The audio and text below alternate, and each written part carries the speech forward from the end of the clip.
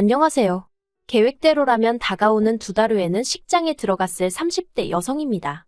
하지만 더 이상 그런 일은 일어나지 않겠지요. 남자친구하고 며칠 전 파혼했으니까요. 저도 결혼 이야기까지 오갈 만큼 진지하게 사귄 남자친구와 이렇게 헤어지게 될 줄은 상상도 못했습니다. 그런데 생각할수록 이건 아니다 싶더라고요. 솔직히 제 얼굴에 침 뱉기 같아서 남자친구와 제 사이에 정확히 무슨 일이 있었던 건지는 주변에 가까운 사람들에게도 털어놓지는 못했어요. 하지만 몇몇 눈치 빠른 친구들이 조언하기를 그래도 이혼보다는 파혼이 낫다 하는 거예요. 그래서 솔직히 쉬운 결정은 아니었지만 남자친구에게 이별을 통보했습니다. 남자친구와는 대학 시절부터 알고 지낸 사이입니다. 하지만 남자친구가 저보다 1살 어리기도 했고 군대도 일찍 가서 솔직히 가까워질 계기랄 게 없었어요. 그냥 같은 과니까 원하든 원치 않든 남자친구의 소식이 들려왔고 그럴 때마다 그냥 그렇구나 생각만 했지 별다른 감흥조차 느끼지 못했습니다. 하지만 그런 남자친구와 다시 우연한 계기로 연락이 닿았고 그때부턴 왜인지 남자친구가 적극적으로 저에게 다가오더라고요. 그리고 저도 그런 남자친구의 대시가 싫지만은 않았습니다. 그래서 얼마 지나지 않아 진지한 사이로 발전하게 되었네요. 남자친구는 사귄 지 반년도 되지 않아서부터 걸핏하면 저를 떠보듯이 결혼 이야기를 꺼내왔는데 솔직히 저는 그게 남자친구가 얼마나 저를 사랑하는지 표현하는 방법 중 하나라고 생각했어요. 그래서 부담스럽고 그런 마음도 있었지만 한편으론 뭔가 안심이 되었달까요? 특히나 제가 남자친구와 연애를 시작했던 건 제 나이 30도 넘어서였으니 남자친구와 헤어졌다가 다시 다른 누군가를 만나서 새로운 시작을 한다는 건 상상하기도 어려운 일이었지요. 그러다 본격적으로 결혼을 준비하게 된 건 올해 초 남자친구의 아버님이 쓰러지시면서였습니다. 그전까지는 남자친구가 말한 적이 없어서 몰랐는데 알고 보니 남자친구 아버님은 건설 현장에서 근무를 하고 계셨고 그날은 낙상사고를 당하셨던 거예요. 다행히 부상의 정도가 크지는 않았지만 남자친구는 물론이고 어머님도 크게 놀라신 모양이었습니다. 그리고 그 일을 계기로 남자친구는 하루아침에 아버님 어머님이 어떻게 될지도 모른다는 걱정에 몸서리를 치더라고요. 그러면서 하루빨리 결혼해서 자리 잡는 모습을 보여드리고 싶다 하는데 그걸 차마 싫다고 하기가 어려웠네요. 그래서 알겠다 대답 한마디 한 것이 불씨가 되어 순식간에 휘뚜루마뚜루 결혼 준비가 시작되었어요. 그런데 결혼 이야기가 오가기 전까지 솔직히 제가 남자친구에게 말하지 않은 사실이 하나 있었습니다. 그건 바로 제가 2주택자라는 사실이었어요. 물론 대출도 있었고 세금 때문에 한시라도 빨리 하나는 정리를 해야 하는 상황이었지만 어쨌든 하나를 정리하고 나면 남은 한 채는 오롯이 제 것인 상황이었지요.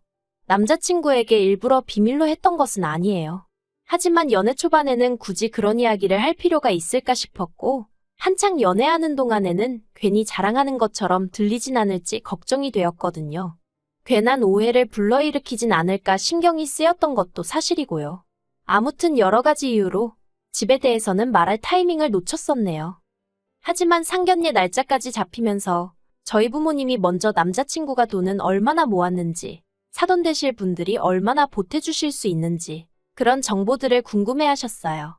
원래는 그런 건 어느 정도 이야기를 다 해놓고 나서 상견례를 하는 게 맞다면서 그런 부분에서 문제가 생길 것 같으면 상견례까지 굳이 할 필요도 없다는 말씀이셨지요. 그래서 제가 남자친구에게 먼저 재정 상황을 오픈하자 했습니다. 그랬더니 남자친구가 잠깐 당황한 듯 하더니 솔직히 어머님 아버님이 보태주실 상황은 못 된다대요. 자기는 현금이 4천 있고요. 제 예상보다 현저히 적은 숫자에 저 또한 당황스러웠습니다. 그래서 제가 그동안 다 벌어서 어디다 쓴 거냐고 기분 나쁘지 않게 살짝 농담처럼 물었어요. 그랬더니 한다는 말이 자기가 사실 집이 하나 있다는 거예요. 생각지도 못한 남자친구의 말에 저는 깜짝 놀랐어요. 그리고는 기쁜 마음도 잠시, 한편으론 내가 이미 2주택자인데 남자친구도 집이 있으면 세금이 어떻게 되는 건가 그런 생각들이 떠올랐지요. 그런데 그 와중에 제가 표정 관리를 못했는지 남자친구가 문제라도 있는 거냐입니다. 그래서 제가 아니 사실은 나도 집이 2채가 있어 라고 대답했어요. 그랬더니 남자친구가 연신 대박 소리를 외쳐대면서 너무 좋아하더라고요. 그리고 생각할수록 세금이나마나 그래도 없는 것보단 낫다 싶어서 저도 기분이 나쁘지는 않았습니다. 그래서 상견례 분위기도 화기애애하니 좋았어요. 저희 친정어머니가 양쪽 다 집이 있으니 혼수 같은 건 어떻게 하는 게 좋겠냐 물으셨고 어머님 아버님께선 그런 건 애들이 알아서 하게 두자고 하셨거든요. 뭐 이미 남자친구에게 어머님 아버님 두 분 사정은 썩 좋지 않다는 이야기를 들은 상황이었고 저희 부모님께도 어느 정도 귀뜸은 해놓았기에 저희 부모님도 알겠다 하셨지요. 그리고 신혼살림은 제가 남자친구더러 나는 한 채는 전세를 주고 있고 다른 한 채는 팔아야 하는 상황이니 가능하면 당신 집에서 시작했으면 좋겠다 했습니다. 그런데 남자친구가 불편한 표정을 지으며 그건 어려울 것 같다고 하대요. 그래서 제가 당신 집에도 누가 새라도 들어와 있냐 하니까 그건 아닌데 좀 복잡하답니다. 그리고 그때만 해도 저는 남자친구가 그런 꿍꿍이를 가지고 있는 줄은 몰랐어요. 남자친구의 고집으로 일단 세입자가 나가는 대로 제 집에서 신혼살림을 차리기로 이야기가 되었습니다. 그리고는 결혼 준비를 하나씩 해나가기 시작했지요. 그런데 웨딩홀까지 예약하고 막 청첩장을 시키려는 찰나에 남자친구로부터 생각지도 못한 소식을 듣게 되었어요. 그건 바로 남자친구의 하나뿐인 누나에 관한 이야기였지요. 사실 남자친구에게 누나가 있다는 사실은 진작에 알고 있었어요. 왜냐하면 남자친구가 저와 데이트를 하지 않는 주말이면 시조카를 데리고 박물관이며 미술관이며 여기저기 다녔거든요. 저는 속으로 언니 남편은 뭐하고 맨날 내 남자친구가 저러고 다니나 궁금은 했지만 집집마다 말하기 싫은 사정이 있을 수도 있다 싶어서 대놓고 물은 적은 없었습니다. 하지만 저도 나이가 있는데 어느 정도 예상은 하고 있었거든요. 그런데 아니나 다를까 신우는 별거 중이었고 마침내 이혼을 하기로 했던 모양이에요. 남자친구는 그 소식을 저에게 전하며 자기 누나는 이제 어떻게 사느냐고 어린아이처럼 연신 훌쩍거렸어요. 그리고 그때만 해도 남매 간의 우애가 얼마나 좋으면 저렇게 울까 싶어서 제 마음도 편치가 않았지요. 하지만 알고 보니 남자친구 누나의 이혼은 어디서부터 말해야 할지도 모르겠는데 일단 처음이 아니었어요. 헤어지기로 한 남자는 재혼한 남편이었고 이혼 사유는 신우가 첫 번째 남편과 이혼 후에도 지속적으로 만남을 가져왔던 모양입니다. 모 말로는 아이 때문이었다고 하는데 재혼한 남편 입장에서는 아이 때문에 매번 호텔 아니면 모텔에서 만나는 게 말이 되느냐고. 남의 집안일이라서 제가 미주알고주알 말하기도 좀 그렇긴 한데요. 아무튼 입에 담기 좀 그런 사유로 이혼하게 되었답니다. 이 이야기를 전하면서 제 남자친구는 자기 매형이 속이 좁다면서 욕을 퍼부어대기도 했는데 솔직히 아무리 제가 남자친구랑 결혼을 약속했다지만 남자친구 편을 들기는 좀 그렇더라고요. 아무튼 그렇게 이혼을 하게 되면서 남자친구 누나가 두 번째 남편과의 사이에서 난 애를 키우기로 했다대요. 두 번째 남편이 더는 요만큼도 얽히기 싫다고 했다나요. 하지만 남자친구 누나가 이혼한다고 해서 솔직히 제가 남자친구와 하기로 했던 결혼을 안 할 것도 아니었고 저는 그냥 남자친구 누나 팔자가 사납구나, 안 됐다 그런 생각만 했어요. 그런데 진짜 문제는 남자친구 누나의 이혼이 다가 아니었습니다. 일단 남자친구가 가지고 있던 집은 분양가 1억의 오피스텔이었고요. 더 황당한 건 그걸 그냥 자기 누나한테 주겠다고 하더라고요. 자기 누나가 위자료도 한 푼 못 받고 애하고 몸만 쫓겨나게 생겼는데 그깟 1억이 대수냐 어쩌냐 하면서 그 오피스텔을 통째로 누나한테 주겠다는 거예요. 그 말을 듣고 어이가 없어서 제가 그런 게 어딨냐고 하니까 자기 집인데 왜 안 되냐입니다.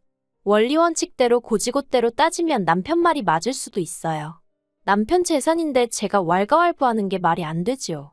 하지만 남자친구가 그 집을 들고 오니까 저도 제 집 2개 들고 가는 거였고 그래서 혼수도 서로 수준에 맞춰서 반반하기로 했는데 갑자기 까놓고 말해서 누가 봐도 제가 손해라면 손해인 결혼이 되게 생겼었으니 솔직히 기분이 좋지가 않았네요.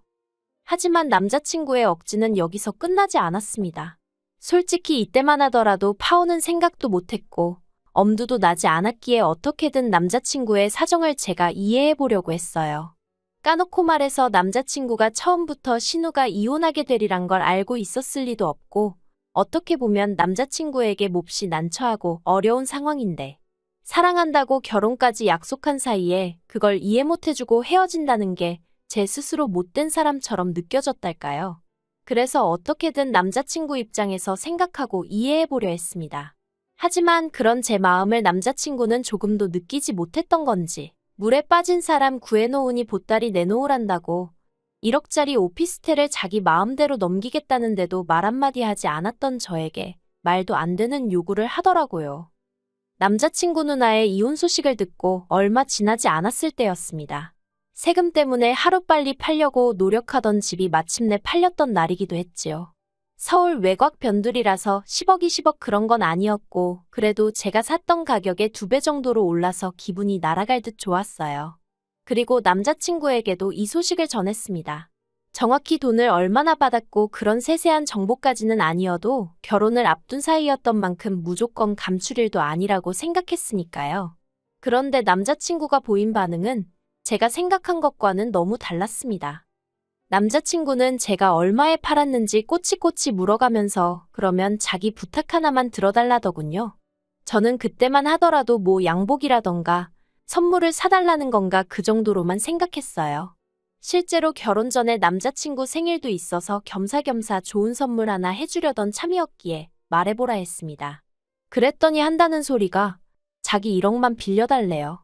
아니 자기가 아니라 정확히 말하자면 자기 누나한테 빌려주면 안 되냐입니다. 저는 제 귀를 의심했어요. 얼마? 누구? 그게 다 무슨 소리야? 그러자 남자친구가 한다는 말이 자기 누나가 이제 이혼하면 어떻게 살아야 될지 모르겠다면서 스트레스를 많이 받아 한대요. 그러면서 지나가는 말처럼 네일 가게나 하나 차릴까 하더랍니다. 결혼하기 전에 잠깐 네일 학원에 다녔었다나 어쩐다나요. 그래서 자기가 그런 가게 차리는 데는 돈이 얼마나 드냐고 물으니 1억이면 코딱지만한 거라도 하나 할 수 있지 않겠냐고 했다면서 자기를 믿고 자기 누나한테 투자를 좀 해달라나요? 어이가 없어서 더 들을 것도 없다고 안 된다고 했습니다. 원래 남하고 돈거래 안 한다고요. 그랬더니 남자친구가 이제 곧 결혼할 사이인데 남이라니? 저더러 말을 너무 서운하게 한다고 그러더군요. 그래서 제가 남뿐만이 아니라 가족 간에도 안 한다 당장 우리 엄마하고도 안 한다 했습니다. 그러자 남자친구가 그래도 어머님께서 우리 결혼할 때 얼마 해주신다 하지 않았냐며 그건 돈거래 아니고 뭐냐대요. 그때부터 저도 슬슬 짜증이 나기 시작했어요. 부모님이 자식 시집장가 갈 때 돈 보태주시는 게 돈거래라는 사람은 처음 봤다고 괜한 억지 쓰지 말라 했습니다.